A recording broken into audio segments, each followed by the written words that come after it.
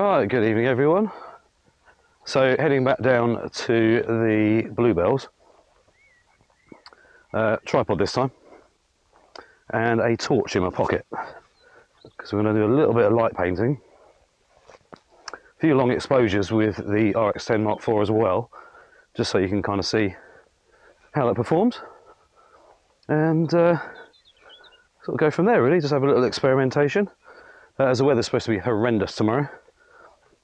So the sun has gone, so it's not dark yet, but as soon as we walk into the woods it will be.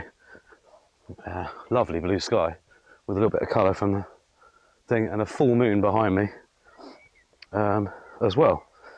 So yeah, interesting.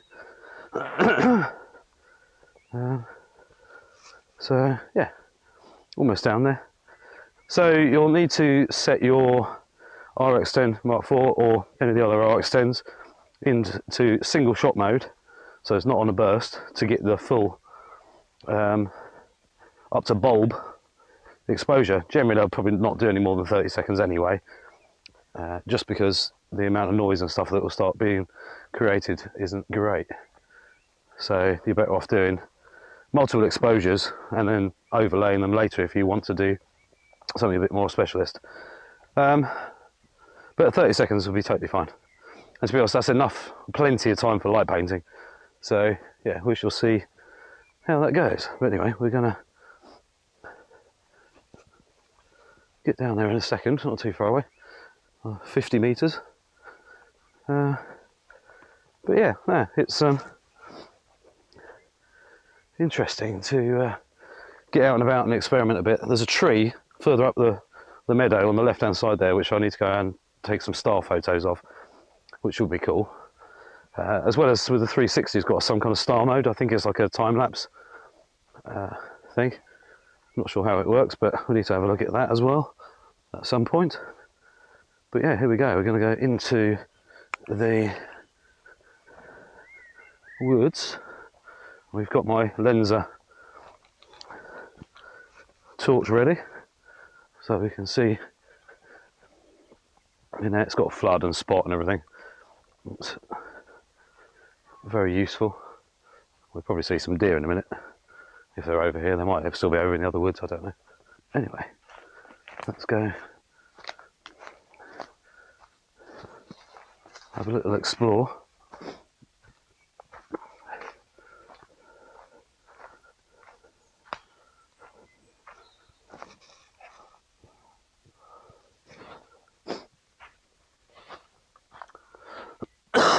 Oh, the cough.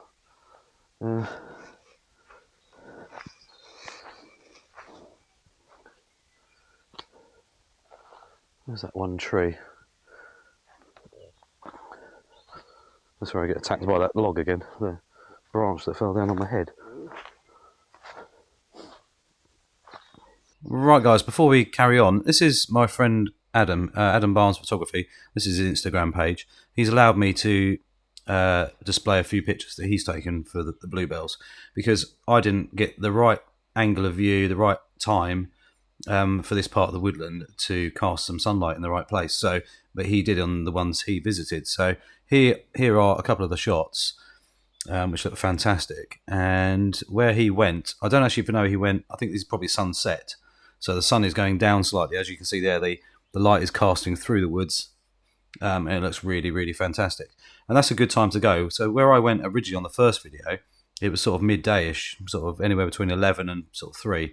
That's probably the wrong time to go, because the light's coming straight down through the trees where the sun's quite high. So that's where the sort of overexposed issue was happening with the greens and things like that, where it's a lot softer here in this picture, because obviously the sun is starting to go down, but it's also being cast through the woods rather than from above, so that makes a huge difference.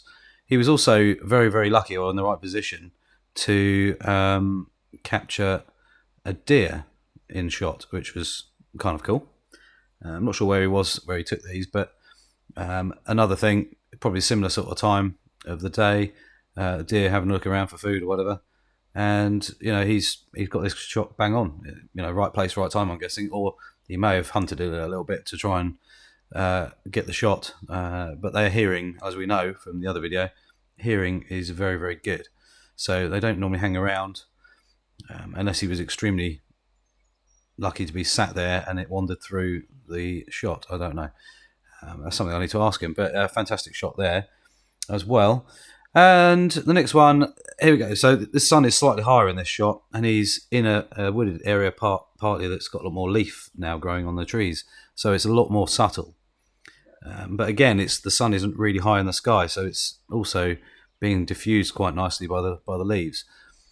Another fantastic shot there. This is where I couldn't get this sort of shots because the way the sun was on the other day was obviously very different, and just totally the wrong time to go down, really. Another shot here, you can see the light's really soft, so I'm guessing within the last hour between sunset and dusk, the light just casting through really gently onto the bluebells from one side. You can see the light is being lit on one side of each tree and shaded on the other. But yeah, please go and check out Adam's work. I'll put the link in the description below as well, so you can just click on there, give him a follow, and yeah, back to what I was up to. Right, as you can tell, there's no sound for some reason, and I worked that out a bit later on.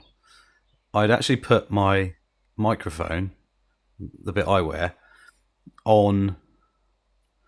It clipped it onto me while I was walking through the woods. But I'd actually got the camera over my sort of shoulder or whatever, and I'd actually clipped it on there. And what actually happened was, I didn't realise. I thought I clipped it onto my t-shirt, but obviously it's dark. I didn't really pay much attention. Anyway, I dropped it, and it was about 50 meters further up the woods there on the entrance.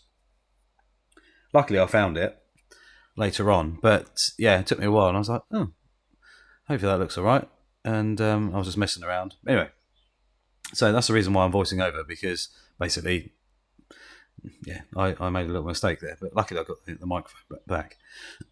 So anyway, light painting. So if it's something that anybody's ever done, you basically, as you can see there, the torch is moving around, and that's me basically painting the light where I want the colour and the light in the image. So you do a long exposure. I was doing 15 seconds. So I was doing ISO 100, 15 seconds at f5.6. f5.6 to get a little bit more depth, 24 millimeters. And I was just messing around with different strengths of the torch. So if you're doing a long exposure, you probably don't want it on full power, just because you can bleach out the actual image quite easily. As you can see there, it looks a little bit overexposed into the actual where the bluebells are. It's a little bit too bright, and that's just for the Insta360. So obviously, if I'm doing a 15-second exposure, I'm just moving the basic painting like that to bring into shot what is actually happening. You don't necessarily need it all that bright anyway. You just do it for longer. So yeah, many times of experimentation over the years of doing this, and it works really well. And I think it really adds a different look to the average shot. So obviously, where I went down in the sort of midday-ish, sort of 11 till 3, the light is very direct from above, so it's all coming down through the trees if the sun is out, or it can look very flat if the sun's not out. Obviously, when Adam went down, he was either, I think it was sunset he probably went. The sun is much lower in the sky, so it's casting through the trees rather than from above. Makes it all the difference. He's got some fantastic shots there. I've also seen some other fantastic early morning ones with some mist and everything as well from others. But yeah, I like to mess around in the dark. So having a little bit of long exposures and light painting, I think it just adds a completely different look to it. So yeah, it's just good fun as well. You never really know what you're going to get. You kind of, you're experimenting a little bit here, and then you look again at the shot and think, oh, okay. And I used to do this back in the film days, and 90% of them look rubbish because you'd overdone it, but you didn't know at the time, obviously, without processing images, what you were going to get. So back in the film days, it was hit and miss big time. Every now and again, you get one, you'd be like, yes, spot on. With digital, from the RX10 to the A1 and anything else in between, any other makes, the cameras are extremely capable, and obviously we can see an instant view. As you can see there, I'm using the torch on a lot lower power now, and then I put it on to a higher power into the distance. and it makes all the difference when you do that, because you obviously need more power for further where you are. But if you're doing it sort of lower level and closer to you, like that's going to be way too bright. And it's basically going to cause you trouble. But because the tree's further away, for example, you are going to need a bit more light on there or a bit more coverage. So, I might do one or two sweeps of the foreground with the bluebells on a lower power, and then on either a higher power, brush the tree once, or leave it on lower power and brush it up and down 5 or 6 seconds. This shot here I did from almost like a silhouette. As you can see there, I'm just basically lighting behind the tree, so whatever's casting either side of the tree up in the leaves and the down on the bluebells is what you're going to see. Light does bend a bit, so you do get a little bit of coverage as well out onto the bluebells, so it does work quite nicely. But really good. I just really enjoy doing stuff like this because you just don't really know what you're going to get. And I'm walking around in the dark, and people are amazed. They're like, "How the hell did you get that?" And it's just a really fun way of just experimenting and just sort of pushing your limits, really, because you just don't know what's really going to happen until you've got that one shot. You think, actually, it's not too bad. Maybe if I do it again, but I'll just do a slightly shorter exposure, or turn the torch down, or turn the torch up. Keeping your ISO lower helps big time, because one, obviously for noise levels, but at the same time, it's hugely different in the way you can put extra light into a shot. But also for the lower ISO, it just means your exposure times can be slightly longer. Same with your aperture, hence why I was shooting a sort of f5.6. If I was shooting f2.4, everything would be overexposed really quickly. So with f5.6, there's enough aperture there to give me a good depth, but at the same time, it was giving me just roughly the right exposure with that 15 seconds and a bit of torchlight. This is the 360 camera. I was messing around with it. You can see the camera screen down below, and that's where the RX10 is sat there, and I'm just having a little play and setting the shot. So I think I'm going to go back out and do some painting. I'm talking crap now, probably. I can't even remember what I said. But yeah, lighting some of the trees and the leaves and stuff like that looks really quite... It's amazing how the colours change as well. So in daylight, obviously the greens are green and blues are blue, but for some reason, bluebells really look a much lighter colour. And in the daytime, they're much more of a purpley colour. But when you go into the dark and you start using torches and things like that, or even if you just go at dusk where the sun is still just gone, and they just seem to light up on their own, which makes obviously all the difference in the way things look. Things just change, and that's a natural occurrence. Obviously, you start putting torches on it, but just experiment, guys. That's what I'm saying. At the end of the day, this is get out, have fun. It costs nothing to do now. Once you own a camera, once you own a computer, it's just your time. I've wandered down into the woods. I've spent half an hour down here, and just had a nice time. I was on my own, But you can obviously do this with other people, but you just got to make sure that you set your shots up. So either you are shooting at the same time, so you count down and go 3, 2, 1, right, and then someone light paints, or you shoot individually. So you say, right, I'm going to do my shot, do theirs, and then wait, and then otherwise you're going to get multiple lighting situations, overexposures, and other issues going on. As you can see though, I just lit from the side just to add some light through the bluebells and up against the tree on the side. So that shot looks rather interesting. I didn't actually take that many. I think I took 10 shots. But because you're doing, messing around and trying to set things up and experimenting, I was talking to a non-existent microphone at the same time. But you could spend a couple of hours down there quite easily. It needs to sort of find an old building or something like that, an old derelict building, light it from inside, and stuff like that can be quite good. Here I go again. This is where I sort of realised I'd lost the microphone, so I just sort of redid stuff again. I thought, well, and did it slightly different. As you can see, that I'm going side to side, with the torch, which looks kind of random, but Yeah, it kind of worked in the same respect. And you kind of get to know how long you need to be doing the light painting, sort of moving the torch around in certain powers to get that sort of that view, you know. And it just, I don't know, like I said, it looks really cool. It's totally up to you if you want to try it. You need to be in manual, ideally. I generally shoot fully manual most of the time anyway, but obviously you could do shutter speed priority.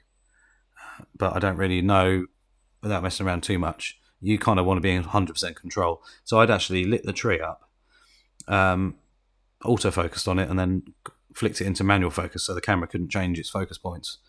Otherwise it starts hunting every time you try and take a picture. And then, obviously, I've then set my exposure to as a rough guess, which actually was pretty much spot on, 15 seconds. I did drop it down to 10 for one, but it was actually not quite enough, so 15 seconds was good. And remember, it's not actually that dark yet. I can still see without a torch just, but obviously the way camera's seeing things, it's going to be much different compared to your natural eye, especially with our night vision is relatively good when you've been down in there for quite a bit. But yeah, so anyway, me messing around still, as you can see here, I just left the 360 camera going for ages, and it's just like a little light show going on. So yeah, experiment, mess around. You can use multiple colour. You can use filters. You can use camera flash. We used to use flash, just fire the flash a couple of times into different places. Obviously, torches, even your phone torch is quite good because it's not too powerful, so that can be quite useful. But yeah, just mess around, experiment. Like I say, it costs nothing. And yeah, I'm going to show you the pictures now and see how they turned out. So here we go. This is one of the shots I took before it got dark. So a bit of a long exposure with a very, very slight lighting of the bluebells at the bottom. As you can see here, exposure changed slightly, but more emphasis of light on the bluebells. Not particularly good, a bit boring. So I'm still experimenting this period. And then I start playing around a bit more. So this is the torch light from the side, which worked quite nicely. These are all sort of 15 seconds. It's just the amount of light I was adding causes the change in look. Me behind the tree, badly light painting, and I've actually come out the side of the tree, hence why there's a big light, burning of light in shot there, which is a shame. No, I did it again. As you can see here, much neater, much nicer looking image. Still probably not perfect, but worked quite nicely, especially with that angle of tree on the right. And then just a little shot there of me walking through the bluebells, like an S shape around the back of the tree. Just a little play, guys. It was a bit of fun. And then walking back up the field in the dark. So yeah, totally nice evening, actually. Very, very nice evening. Didn't get bitten at all, which is good. Not yet, anyway. There's plenty of bugs starting to appear everywhere. It's just getting much warmer now. And just looking forward to getting to summer. But yeah, anyway, hope you enjoyed the video. Any questions about the RX10 or any of the other Sony stuff, give us a shout. And I shall see you soon. Don't forget to click the subscribe button, little notification bell as well. And take care. Bye.